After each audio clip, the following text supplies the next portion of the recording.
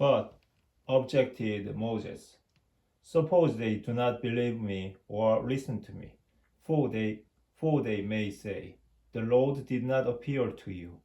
The Lord said to him, what is in your hand? A staff, he answered. God said, throw it on the ground. So he threw it on the ground, and it became a snake. And Moses backed away from it. Then the Lord said to Moses, now stretch out your hand and take hold of its tail. So he stretched out his hand and took hold of it, and it became a staff in his hand. That is so they will believe that the Lord, the God of their ancestors, the God of Abraham, the God of Isaac, and the God of Jacob, did appear to you. Again the Lord said to him, put your hand into the fold of your garment. So he put his hand into the fold of his garment. And when he drew it out, there was his hand covered with scales, like snowflakes. Then God said, put your hand back into the fold of your garment. So he put his hand back into the fold of his garment. And when he drew it out, there it was again like his own flesh. If they do not believe you or pay attention to the message of the first sign, they should believe the message of the second sign. And if they do not believe even these two signs and do not listen to you, take some water from the Nile and pour it on the dry land. The water you take from the Nile will become blood on the dry land. Moses, however, said to the Lord, if you please, my Lord, I have never been eloquent, neither in the past nor now that you have spoken to your servant, but I am slow of speech and tongue. The Lord said to him, who gives one person speech? Who makes another mute or deaf, seeing or blind? Is it not I, the Lord? Now go, I will assist you in speaking, and teach you what you are to say. But he said, if you please, my Lord, send someone else. Then the Lord became angry with Moses and said, I know there is your brother, Aaron the Levite, who is a good speaker. Even now he is on his way to meet you. When he sees you, he will truly be glad. You will speak to him and put the words in his mouth.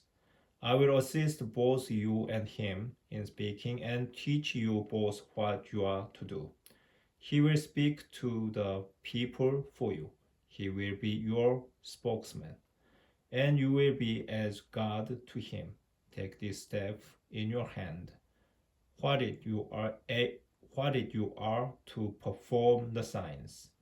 After this, Moses returned to Jethro, his father-in-law, and said to him, let me return to my kindred in Egypt to see whether they are still living. Jethro replied to Moses, go in peace. Then the Lord said to Moses in Midian, return to Egypt, for all those who sought your life are dead. So Moses took his wife and his sons, mounted them on the donkey, and started back to the land of Egypt. Moses took the staff of God with him. The Lord said to Moses, on your return to Egypt, see that you perform before Pharaoh all the wonders I have put in your power. But I will harden his heart, and he will not let the people go. So you will say to Pharaoh, thus says the Lord, Israel is my son, my firstborn. I said to you, let my son go, that he may serve me. Since you refused to let him go, I will kill your son, your firstborn. On the journey, at the place where they spent the night, the Lord came upon Moses and sought to put him to death. But Zipporah took a piece of flint and cut off her son's foreskin and, touching his feet, she said, "Surely you are a spouse of blood to me." So God let Moses alone. At that time, she said, "a spouse of blood," in regard to the circumcision, circumcision. The Lord said to Aaron, "Go into the wilderness to meet Moses." So he went. When meeting him at the mountain of God, he kissed him. Moses told Aaron everything the Lord had sent him to say, and all the signs he had commanded him to do. Then Moses and Aaron went and gathered all the elders of Israelites.